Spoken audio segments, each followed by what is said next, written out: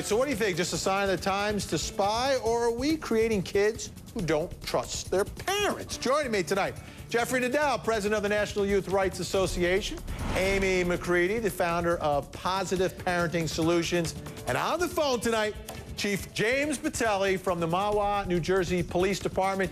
Good evening, Chief. You're creating quite a firestorm here, telling parents to steal passwords, use spyware, find out what their kids are doing online. Tell you what, though, you got my attention, and you do have my support, Chief. Explain your position for everybody, why you're doing this. Well, thank you very much for inviting me, but we feel very strongly about our position. This isn't about stealing passwords. It's about protecting your children. You know, this is the 21st century, and people have to realize that children no longer have to leave their house to be in a position of danger. They can be within the house where you think they're very safe, still meet a stranger, and still be in a very dangerous situation. And for those that are opposed to monitoring their children's software, you know, to that I simply say they have their head in the sand. You know, 15 years ago, the parents used to ask a couple predicate questions to any child leaving the house. When will you be back? Where are you going? And who are you going to go with? You know, we're doing the same on the Internet. Who are you talking with? What are you saying? And I want to know the list of friends on your Facebook. So we advocate parents in whatever manner they can to go on Facebook and find out what their children are saying and who they're talking to. And if that means using protective family software, then we are certainly in favor of that. Absolutely. And here's the other thing. You know, we control it, folks. You know, we buy the computers, we buy the cell phones. We give them the means to do all this. I say if you give them the freedom, then they have some responsibility, and you got to let them know, listen, I should be able to have access to that. That's the way I'm looking at this. Amy McCready, how do we keep the kids safe? Is the chief onto something here? I think he is. And Vinny, I think you made such an important point. I think parents lose sight of the fact that having access to a computer and the internet and having a social media presence are all privileges. They're not rights. And what goes along with that are responsibilities. And that we have to be really clear with our kids that part of that responsibility is full disclosure. So as your parent, I want to have access to all of your accounts and your passwords, and I will be checking them regularly. I think, you know, presentation is everything. It's not because I don't trust you. It's because my job is to keep you safe and, you know, really help you be aware of some of the online dangers that you may not even recognize. Absolutely. And here's the thing, you know, we're parents. We chose to be parents, folks. So we have a continuing responsibility to keep our kids safe. And like the chief says, not to stick our head in the sands. And I understand there's going to be some pushback from the teenagers that are like, listen, I need my privacy, I need my freedom. Jeffrey Nadel, Jeffrey, do you understand our position as parents that we are responsible for your safety and we are the ones who brought you in this world? We made that choice, so we have the responsibility to keep you safe, Jeffrey?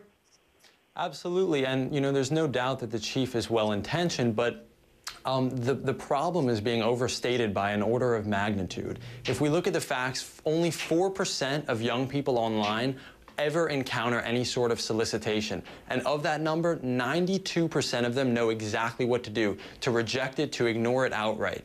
Now, if we look at actually the numbers here, 42% of young people will go to their parents if they encounter any sort of distressing situation. You may say it's a small number, but 4%, that's a whole lot of kids. And that's a whole bunch of parents who need to keep those kids safe. Let's go to the phone lines tonight, see what the folks at home are saying. Joe is in West Virginia. Good evening, Joe. Good evening. Love to know what you have to think tonight, Joe. Well, I totally agree with the police chief. I think it's more than just worried about being politically correct in the eyes of the public. I'm a parent of 3 children, and I believe that it's not really fine. I think that kids are not intelligent enough as teenagers to make decisions. They don't have no idea who they're talking to. On the other end, it could be a pedophile. It could be anybody. So I think as parents, we ought to be able to spy for the safety of our children. Thanks so much, Joe. Chief, let's talk about that relationship. I mean, you're not just the chief of police. You're a dad. How do you keep that relationship and that trust but keep on top of what's happening with your child online, text messages, everything else, Chief? Well, the first key is communication, and that's what we stress above all. You have to communicate with children about what you're seeing on their Facebook page. But I disagree with your panelist's statement and the figures he used. You know, you're not talking about statistics. You're talking about children's lives. You're talking about children who can be cyberbullied, who can be childhood predators. And the facts are that 25% of children who receive inappropriate pictures or messages online do not report them to an adult or the parent. They talk to their friends. And it's not their friends who are going to know how to address this in a proper manner.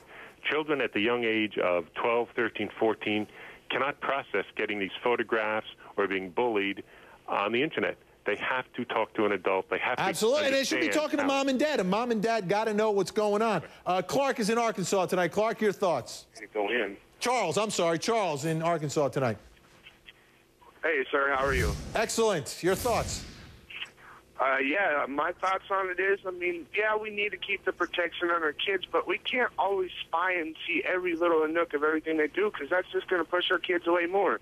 I understand the trust issues, the way things go, but like I was saying, you know, safety is priority one, but you can't always be there to see everything that they do and everything that Thanks so much for the call, Charles, and I'll echo that. Safety first, folks. Thanks to my guests, Amy, Jeffrey, and Chief Patelli. Thank you so much.